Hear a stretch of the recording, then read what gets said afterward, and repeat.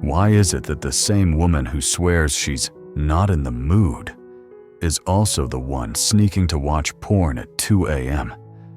Why does she push you away one night, then act like she can't get enough the next?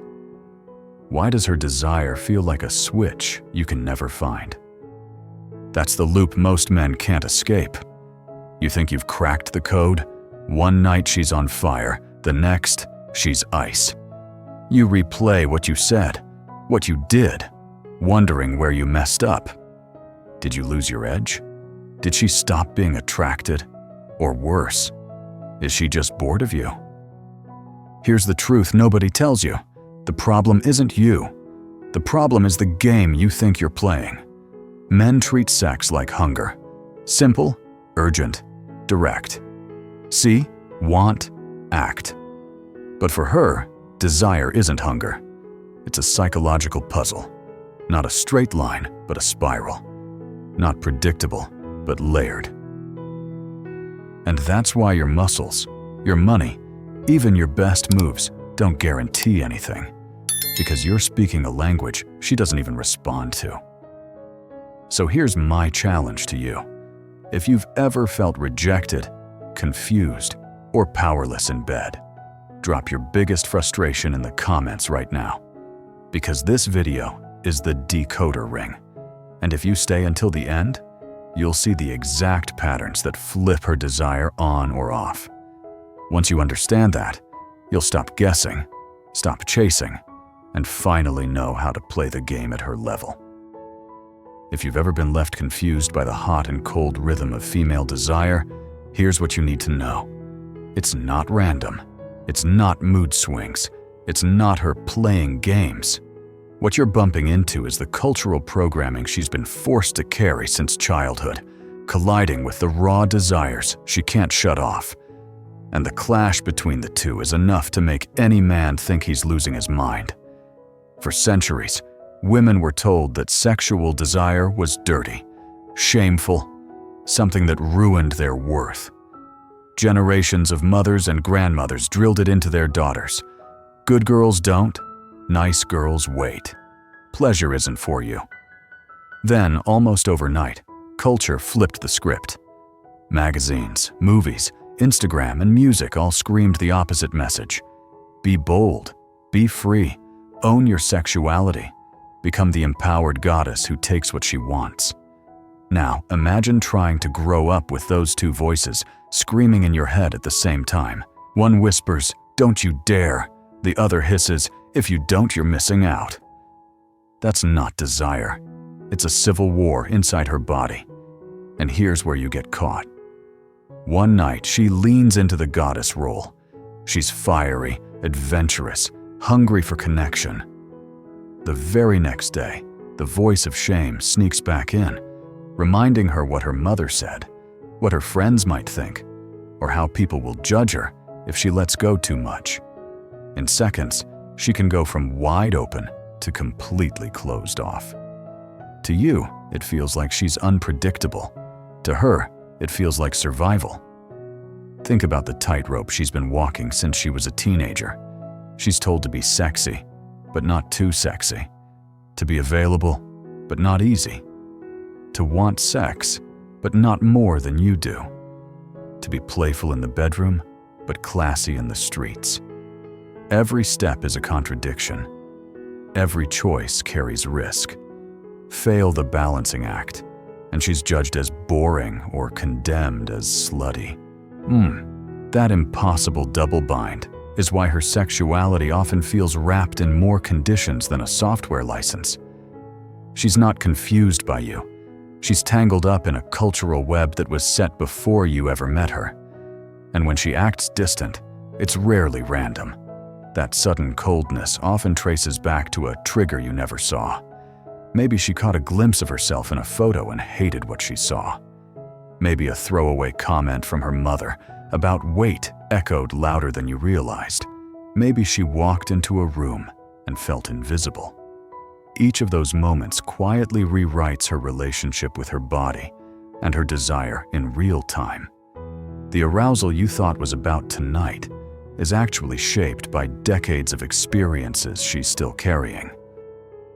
Early relationships layer on even more programming. If her first boyfriend treated intimacy like she was doing him a favor, she learned that sex was a gift she was supposed to give, not pleasure she was meant to receive. If she grew up in a house where bodies were covered and conversations about sex were forbidden, she learned to cut herself off from her own desire like it was an enemy signal. If her community taught her that sexual women lose value, she learned to crave sex while hating herself for craving it. That contradiction doesn't just disappear. It gets stored in her body, in her memories, in the way she responds to you right now. This is what you're actually up against when she seems inconsistent. You think you're just dealing with her, but in reality, you're facing every message she's ever been fed about sex, layered on top of her current mood, her insecurities, and her lived experiences. That's why she can surprise you. One moment she's present and passionate. The next moment, one stray thought hijacks her mind, and the fire is gone. And here's the kicker. While you process desire like hunger, simple, direct, undeniable, she processes desire like a story unfolding in multiple timelines at once. Her past, her present, her imagined future. They're all part of the equation. You see her body and want it. She sees the weight of her upbringing, the voices of judgment, the pressure of expectations, and tries to reconcile it with what she actually feels. That's not a straight line. That's a maze. And unless you understand that maze, you'll keep crashing into walls, blaming yourself, and never realizing the rules were stacked against you from the start. If you think her fantasies are random, think again. The stories that turn her on are not accidents. They're blueprints, psychological triggers that reveal what pulls her deepest desires to the surface. And here's the shocker. None of them have anything to do with how shredded your abs are or how polite you are when you open doors. Take the powerful man fantasy. On the surface, guys think it's about money. They see Christian Grey and assume it's the helicopter and the penthouse. Wrong. The hook isn't the wealth. It's the idea that a man who could have anyone, a man who bends the world to his will, drops all of it for her. She becomes the exception to his rule, the one force he can't control. That's the real fuel of the fantasy. Not the credit card limit, but the emotional power of being chosen above all others. Then there's the authority figure. Not the bossy jerk in a cheap suit, but the man who has mastered something so completely that it humbles everyone else in the room. Think about a surgeon saving a life under pressure, a chef running a chaotic kitchen with precision, a professor who owns the lecture hall without breaking a sweat. She's not turned on by the title. She's turned on by competence. Mastery is foreplay. Expertise is erotic. That's why she melts when you fix something that's been broken for weeks, yet rolls her eyes when you brag about fantasy football stats. Another driver is the untamed beast. You see it in vampire stories, werewolf movies, and every bad boy romance. The archetype is the same. He's dangerous to the world, but safe with her. He could burn everything down, but chooses to soften only in her presence. You think she wants you tame and predictable, but that's boring. What lights her up is knowing you're capable of chaos, but choose restraint because of her. She wants to be the only hand that can touch the wolf without being bitten. And then there's the protector. This one runs deep, wired into her primal brain. When you guide her through a crowded street with your hand on her lower back, when you instinctively stand between her and traffic, her body notices. It's not about being macho. It's about signaling, you are worth defending. That's why bodyguard movies and soldier homecoming stories hit so hard. Protection is not just physical, it's emotional sanctuary.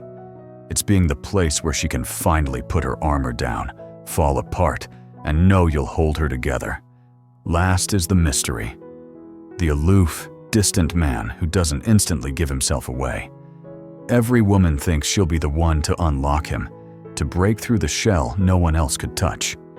That puzzle is intoxicating. While you're flooding her phone with good morning texts, she's daydreaming about the guy who hasn't texted back in days. Not because she loves being ignored, but because his attention feels earned, not given away freely.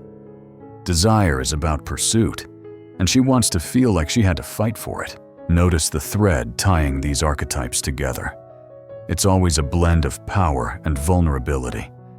Strength with a secret weakness. Danger that softens only for her. Competence that bends when she's around. The fantasy isn't taming a puppy. It's being the one person who reaches the unreachable. And here's the part most men miss. These archetypes are not static. They evolve with her. The guy she wanted at 22 isn't the same man she craves at 28. The role that once thrilled her may bore her 5 years later. If you're still clinging to the same identity you used when you first attracted her, while she's already shifted into another stage of desire, you'll wake up one day wondering where the spark went. It didn't vanish, you just failed to evolve with her. Here's where most men get blindsided. Her fantasies don't stay the same. They shift, adapt, and grow with her. The man who set her soul on fire at 21 might bore her senseless at 29. The roles that once made her stomach flip eventually stop working. Not because she changed her core identity, but because her psychology evolved while you stayed stuck.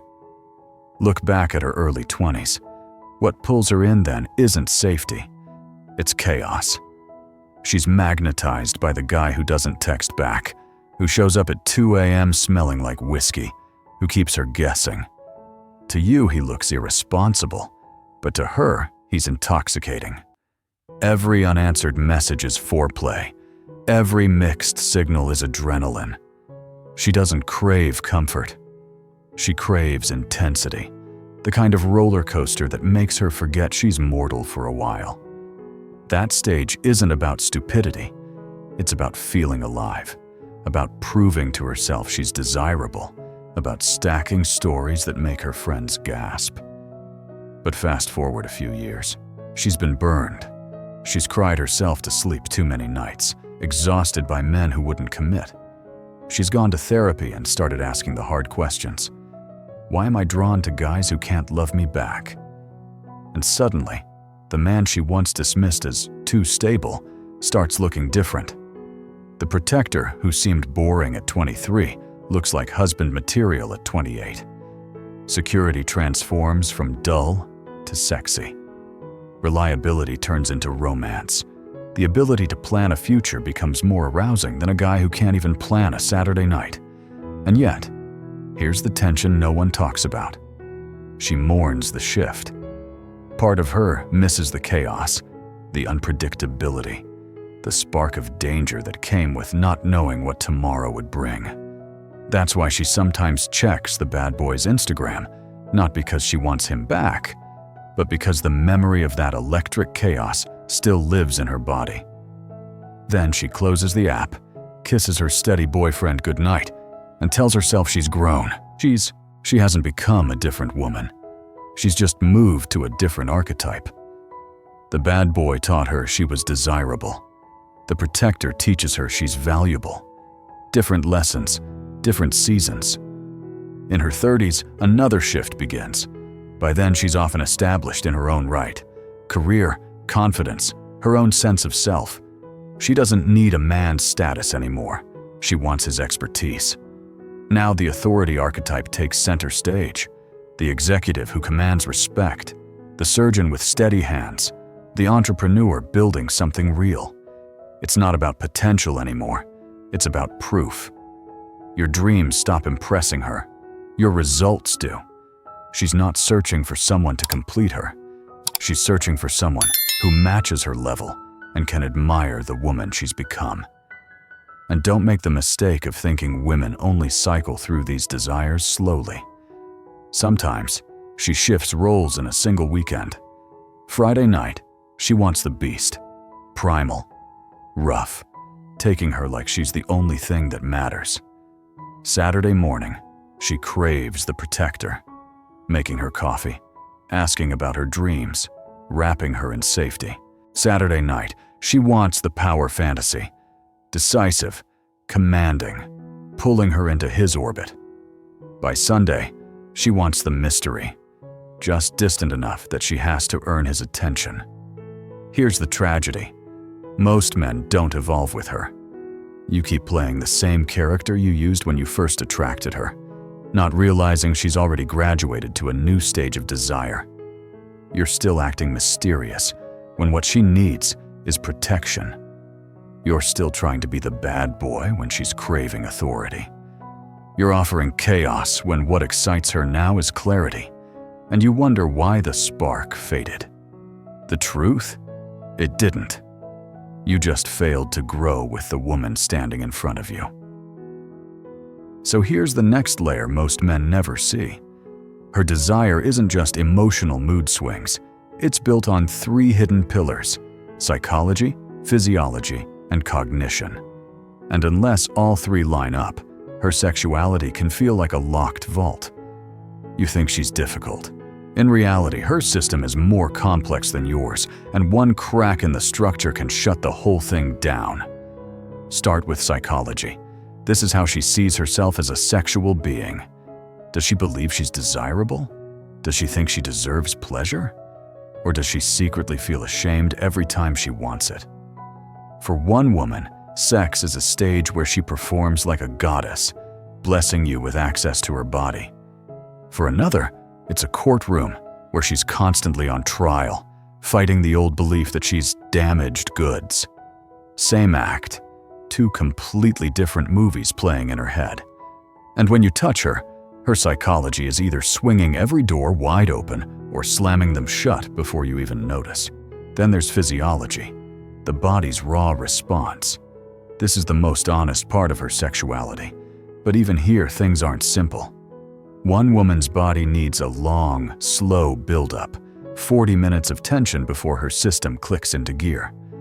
Another can ignite in seconds. Some crave gentle escalation. Others crave intensity right from the start. But here's the twist. A lot of women don't even know their true physiological rhythm. Why? Because they've spent years performing what they thought they should feel instead of discovering what actually turns them on. She may have been faking arousal for so long that she lost track of what her body really craves. The third pillar is cognition. This is her brain running commentary during sex. And for many women, it's brutal. While you're lost in sensation, she's analyzing. Am I making the right noise? Does this angle flatter me? Is he comparing me to his ex? Am I too much or not enough? Is this what I should be doing? Her cognition isn't fantasizing, it's judging. It's like having a critic in her head live tweeting every move. And the louder that voice is, the harder it becomes for her to surrender to pleasure. Here's the problem. Most of the time, she's only firing on 1 or 2 pillars at once. Her body might be ready, but her psychology is shut down. Her psychology might crave you, but her brain slams the brakes with self-doubt. Her mind might give permission, but her body stays flatlined. Only in rare moments do all 3 align, and when they do, that's when she transforms into the version of her you still fantasize about. The version you caught a glimpse of once or twice and have been chasing ever since. Think about the difference compared to you. For most men, arousal is a straight line. See something attractive, feel the surge, want sex. That's it. For her, it's a symphony with 3 instruments that have to play in harmony. If one is off key, the entire performance collapses. And this is why so many men misread her. You assume she's disinterested. She might actually want you deeply, but one of her pillars is sabotaging the moment. And here's the shift you need to make. Stop thinking of female desire as a yes or no switch. Start thinking of it as a 3-lock system. Each pillar is a code you need to learn. When you figure out her psychology, her physiology, and her cognition, you stop fumbling in the dark. You stop guessing. You become the man who knows exactly how to bring her whole system online. That's not manipulation. That's mastery. Here's the next truth bomb. Even if you've nailed her 3 pillars, there's still another layer. Desire doesn't just depend on what happens. It depends on the order it happens. Miss the sequence, and it doesn't matter how good your moves are. You're spinning the lock with the wrong code. For you, arousal is like grabbing fast food. See something appetizing, order, eat, done. For her, it's a combination lock with numbers that have to be entered in perfect order. Get one wrong, and the safe stays shut. That's why you can grab her from behind in the kitchen and think it's sexy, while she brushes you off like you're annoying. You skipped the first 9 steps in her sequence and jumped straight to the finale. Her concordance can start hours, sometimes days, before sex ever happens. It might begin when you fixed something that's been broken in her apartment. It might spark when you stood up for her in front of someone. It might ignite when she saw you fully absorbed in something you're passionate about. Each of those moments is a number in her lock. Miss them, and you're left wondering why she's not responding when you touch her later. The wild part? She often doesn't realize her own sequence either. She only notices that after certain interactions, she's in the mood. After others, she's not. But if you're observant, you'll spot the pattern. Maybe she always gets playful after deep conversations where she felt heard. Maybe she initiates after you handled a stressful situation with confidence. Maybe her body lights up after she sees you take charge without hesitation. That's not coincidence. That's her concordance in action. And here's where the difference between men and women becomes glaring. Your sequence is 3 steps. See, want, pursue. Straight highway. Hers is a maze with twists, dead ends, and hidden doors. One wrong turn and you're back at the start. That's why she can go from interested to cold in seconds. Her body may be ready, but if her brain remembers a fight you had last week, you just tripped the alarm and reset the lock. Think about how this plays out. You assume foreplay starts when you touch her. Wrong. Foreplay for her might have started when you parallel parked perfectly 6 hours earlier, when you carried the heavy groceries without being asked, when you remembered the small detail she mentioned last week. Each one of those is part of her storyline leading to desire. For you, it's body parts. For her, it's narrative. And this is why she loves erotica more than porn. Why she wants to know the plot of a scene before it turns her on. Why you look hot. Lands flat, but I couldn't stop thinking about you all day. Makes her melt. You're offering visual snapshots. She craves context. She doesn't want just the act. She wants the story that makes the act irresistible.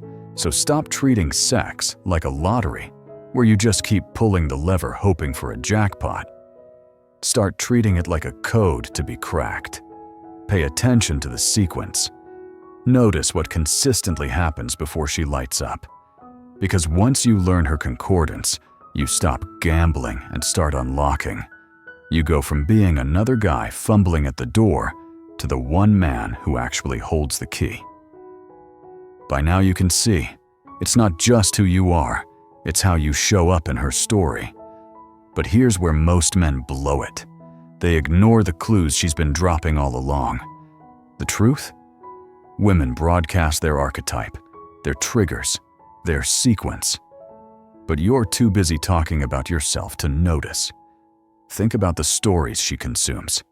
That novel she couldn't put down about the ruthless CEO who melts for one woman? That's not random entertainment. That's a confession.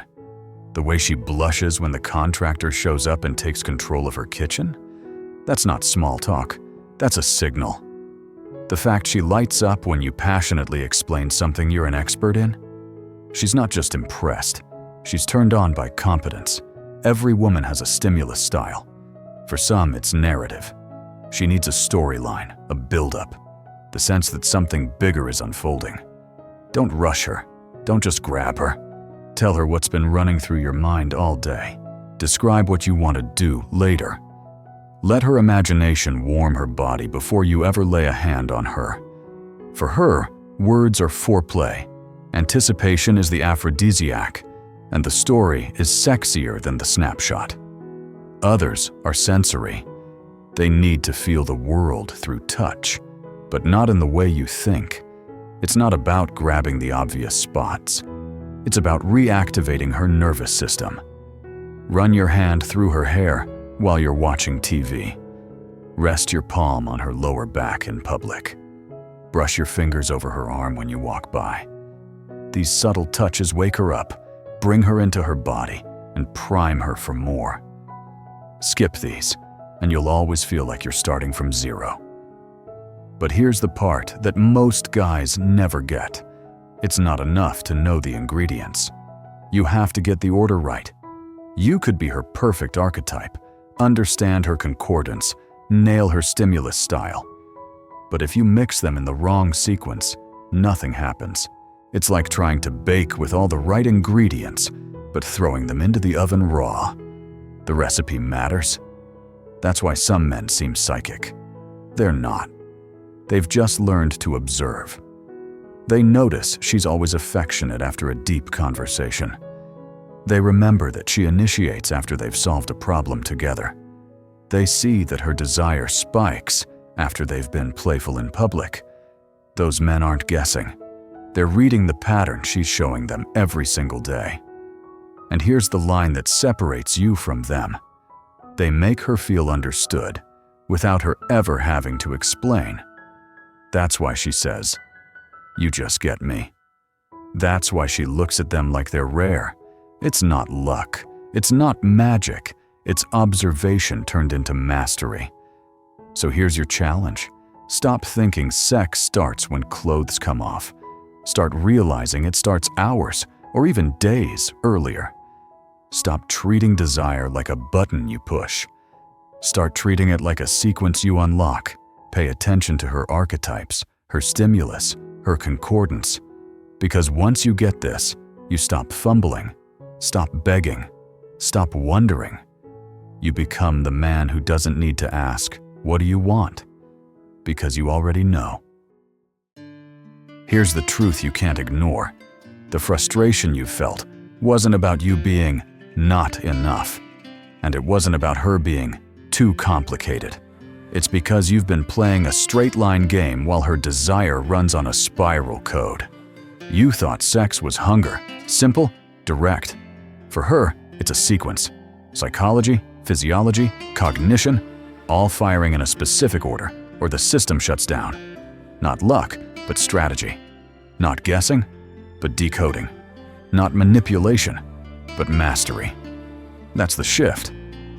Once you see her archetypes, her stimulus type, her concordance, you stop stumbling in confusion and start moving with precision. She feels it. She feels understood without having to explain. And that's what keeps her hooked. Not gifts, not muscles, not lines. Understanding. Because here's the reality. Most men never evolve.